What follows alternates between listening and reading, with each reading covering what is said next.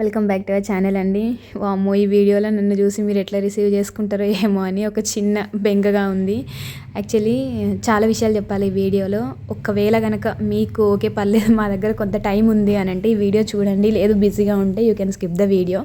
ఈ వీడియోలో study related అయితే ఏమి ఉండదు, ముందే చెప్పేస్తున్నాను. చాలామంది అడుగుతున్నారు మీరు ఏమైనా ప్రిపరేషన్ స్టార్ట్ చేస్తే చెప్పండి అక్క అని చెప్పేసి. యాక్చువల్లీ చెప్పాను కదా, నేను ప్రిపరేషన్ స్టార్ట్ చేస్తే ఖచ్చితంగా షేర్ చేస్తాను. ఈ మధ్యకాలంలో నోటిఫికేషన్స్ ఏం లేవు కదండి, సో అందుకని చెప్పేసి బిగ్ బాస్కి అలవాటు పడిపోయాను. అయితే నేను ఏ బిగ్ బాస్ కూడా ఇంతగానం చూడలేదన్నమాట. ఏదో 1-2 అమర్దీప్ వాళ్ళు ఉన్నప్పుడు చూశాను అంతే, అది కూడా కొన్ని ఎపిసోడ్స్ మాత్రమే. కానీ ఈ సీజన్ మాత్రము అసలు ఒక్క ఎపిసోడ్ కూడా మిస్ కాకుండా ప్రతిరోజు చూశాను. అండ్ మోర్ ఎవర్ నేను లైవ్ చూసేదాన్ని కాదు.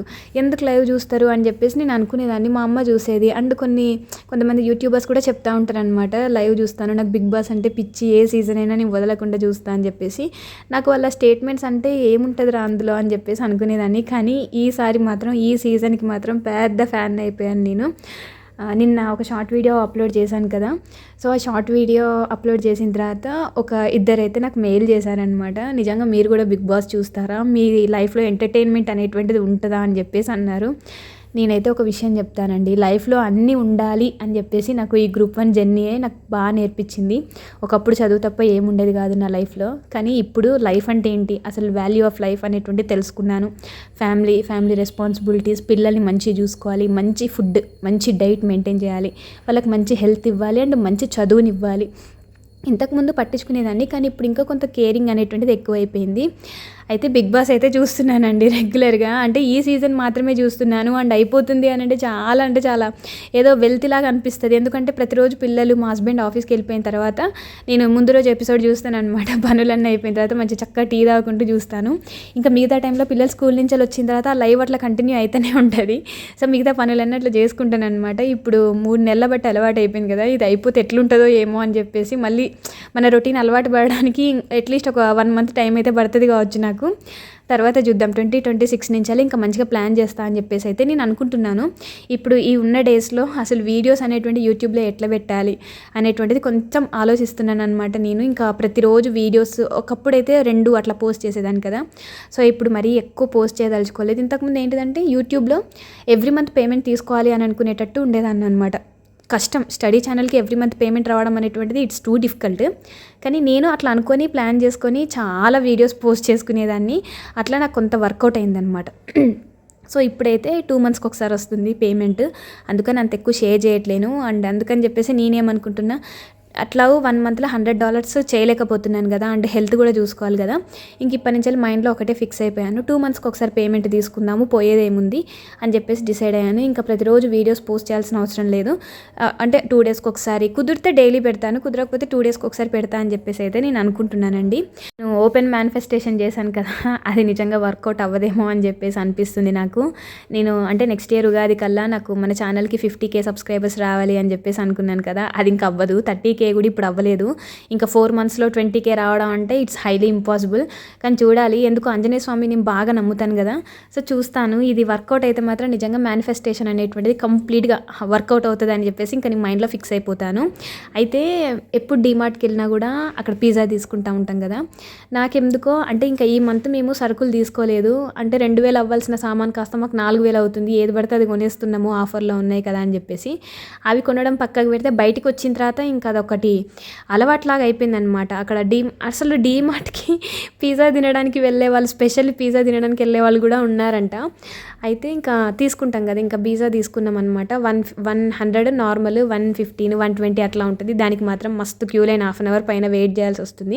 ఇంకా నేనేంటిదంటే పిల్లలకి ఈ మంత్ మాకు పిజ్జా అయితే కొనిపించలేదు కదా అమ్మ అని చెప్పేసి అంటే ఇంకా నాకు ఎందుకో బాధేసింది, బయట పిజ్జా ఎందుకులే అమ్మ, నేను ఇంట్లో చేస్తాను అని చెప్పేసి చాలా పెద్ద సాహసం చేశాను నేను. పిజ్జా బేస్ అవన్నీ ఏం ట్రై చేయలేదు, కానీ నేను బ్రెడ్ పిజ్జా చేద్దామని చెప్పేసి అనుకున్నాను. లాస్ట్ మంత్ డీమార్ట్కి వెళ్ళినప్పుడు నేను స్లైసెస్ తెచ్చుకున్నాను అనమాట. చీజ్ స్లైసెస్ అయితే తెచ్చుకున్నాను. చూసాను యూట్యూబ్‌లో. నా దగ్గర అంటే ఇవి ఉంటాయి కదా! స్వీట్ కార్న్ అవన్నీ ఏస్తారు కదా! పైన టాపింగ్స్. నా దగ్గర కేవలం ఆనియన్, టమాటాస్ మాత్రమే ఉన్నాయన్నమాట. ఈ రెండిటితోటి చేసేసుకుందాంలే అని చెప్పేసి అనుకున్నాను. నార్మల్‌గా టమాటా పిజ్జాలో వేస్తే బావుంటదా? బాగోదా? బావుంటదా? బాగోదా? అని చెప్పేసి ఆలోచించి ఇంకా ట్రై చేద్దాం. మన దగ్గర ఇంకేం లేవు కదా! ఉత్త ఆనియన్, చీజ్ అయితే బాగోదని చెప్పేసి చాలా ట్రై చేశానండి నేను. వర్కౌట్ అవుతదా? అవ్వదా? అనుకున్నా గానీ నిజంగా అంటే వీడియో తీయలే, వర్కౌట్ అవ్వదేమో అని చెప్పేసి వీడియో తీయలే గానీ సూపర్ అంటే సూపర్ ఉంది. అసలు టమాటా కూడా నేను అసలు అనుకోలేదు. టమాటా పచ్చి పచ్చిగా ఉంటుందేమో అని అనుకున్నాను కానీ నిజంగా బయట తిన్న పిజ్జా కంటే ఇంట్లో చేసుకున్న బ్రెడ్ పిజ్జా మాత్రం సూపర్ ఉంది. అయితే ఇంకా నేను ఈ మధ్యకాలంలో షూట్ చేసిన వీడియోస్ అనమాట ఇవి. వీడియో చేద్దాం అనుకుంటున్నాను కానీ అసలు కుదరట్లేదు. ఇంక ఈ మధ్య ప్రతిరోజు బిగ్ బాస్ చూస్తున్నా అని చెప్పేసి అన్నాను కదా, ఇంకా టీ తాగకుండా ఖచ్చితంగా బిగ్ బాస్ అయితే చూస్తున్నాను. ఇంకా ఇంట్లో నార్మల్గా చేసే పనులని షూట్ చేద్దాము, వీడియోస్లో ఇంక్లూడ్ చేద్దాము అని చెప్పేసి అనుకుంటున్నాను. చాలామంది హౌస్ వైఫ్స్ ఏంటి అంటే, అక్క మీరు చదువు వీడియోస్లో కొన్ని నార్మల్గా మీరు హౌస్లో ఎలా పనులు చేసుకుంటారు అనేటువంటిది కూడా ఇంక్లూడ్ చేయండి అని చెప్పేసి అన్నారు. ఇంకా సర్లే మనం ఏం చేస్తాము, ఎట్లాగో స్కూల్ నుంచి వచ్చిన తర్వాత మా పెద్ద పాప కొంచెం షూటింగ్లో కొంచెం హెల్ప్ చేస్తుంది అనమాట.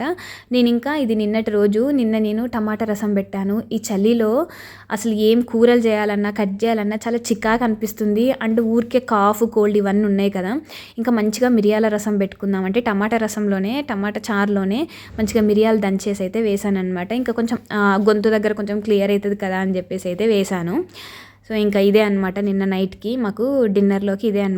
నేను ఒక విషయం అయితే తెలుసుకున్నానండి. నేను ఎవ్రీ మంత్ యూట్యూబ్లో పేమెంట్ తీసుకోవడం కోసం చాలా కష్టపడతాను. మీరు కూడా చూస్తూ ఉంటారు కదా, దాదాపు 2200 వీడియోస్ అయితే నేను చేశాను మన యూట్యూబ్ ఛానల్ స్టార్ట్ చేసినప్పటి నుంచి. కానీ ఇంకా ఎవ్రీ మంత్ పేమెంట్ తీసుకోవాలి అనేటువంటిది మైండ్లో ఫీడ్ అయిపోవడం వల్ల చూసుకుంటూ ఉంటాం కదా, చెక్ చేసుకుంటూ ఉంటాం కదా, ఎన్ని డాలర్స్ ఉన్నాయి, ఇంకా ఎన్ని డేస్ అంటే మంత్ కంప్లీట్ అవ్వడానికి ఎన్ని డేస్ ఉంది, మనకి ఎన్ని డాలర్స్ రావాలి. సో దాని ప్రకారం అయితే నేను వీడియోస్ అయితే ప్లాన్ చేసుకుంటూ ఉంటాను.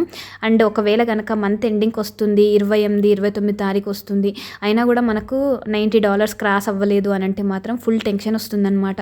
అంటే ఆ మంత్ నేను పేమెంట్ తీసుకుంటానా లేదా అని చెప్పేసి ఒక టెన్షన్ వస్తుంది. దానివల్ల హెడేక్, హెల్త్ ఇష్యూస్, ఎందుకు ఇవన్నీ మెంటల్ ప్రెషర్ అని చెప్పేసి ఇంకా నేను వదిలేశాను. అంటే వస్తే అని పోతే పోని 2 నెలలకు ఒకసారి వచ్చినా కూడా జీతం వచ్చినట్టే కదా అని చెప్పేసి అయితే అనుకొని మెల్లగా తీస్తున్నానండి వీడియోస్, ఏదైనా మన హెల్త్ తర్వాతనే. అయితే ఈ డ్రెస్కి ఒక స్టోరీ ఉంది. నేను ఫస్ట్ నుంచి ఏంటంటే చాలా పొదుపు మనిషినండి. చిన్నప్పుడు నేను పిసినారితనం అని చెప్పేసి నన్ను అందరూ అనేవాళ్ళు, చాలా పిసినారితనం చేస్తావు నువ్వు అని చెప్పేసి. కానీ నేను పొదుపు అని చెప్తాను, పిసినారి అని చెప్పేసి నేను అనను. ఇప్పుడు మన ఫ్యామిలీ పరిస్థితి, ఫైనాన్షియల్ పరిస్థితి ఎట్లా ఉందో దాన్ని బట్టే మనము మెలగాలి అని చెప్పేసి అంటారు కదా. నేనైతే జాబ్ వచ్చిన తర్వాత నేను అనుకున్నాను మంచిగా డ్రెస్సెస్ ఇప్పుడైనా జాబ్ వస్తుంది కదా, నాకంటూ కొంత జీతం వస్తుంది కదా, కొనుక్కుందాం అని చెప్పేసి చాలా అనుకునేదాన్ని. కానీ ఎందుకో ఆలోచించేదాన్ని అనమాట, ఎందుకులే ఇప్పుడు దీన్ని కొనుక్కోవడం వల్ల మనం మహా అంటే 5-6 సార్లు వేసుకుంటాం, కానీ డబ్బులు వేస్ట్ అవుతాయి కదా అని చెప్పేసి చాలా సాక్రిఫైస్ చేసుకుంటూ వచ్చేదాన్ని.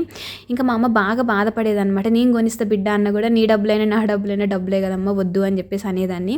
ఇంకా మా హస్బెండ్కి చెప్పాను ఒకసారి, నాకు కోట్ డ్రెస్ వేసుకోవడం అంటే చాలా ఇష్టము అని. అప్పట్లో ఈ కోట్ 150-200కి వచ్చేది. ఆ 200 పెట్టడానికి కూడా నేను ఆలోచించేదాన్ని, అరే మనకు ట్రైన్ టికెట్ వస్తుంది కదా, మనం ఇక్కడ నుంచి మన ఇంటికి వెళ్ళడానికి 1 వేకి సరిపడా డబ్బులు వస్తాయి కదా, అంటే డబ్బులు సెట్ అవుతాయి కదా అని చెప్పేసి కొనేదాన్ని కాదు. ఇంకా మా హస్బెండ్ ఏమనుకున్నారేమో, ఇది 2021లో నాకు కొనిచ్చిన డ్రెస్ అనమాట.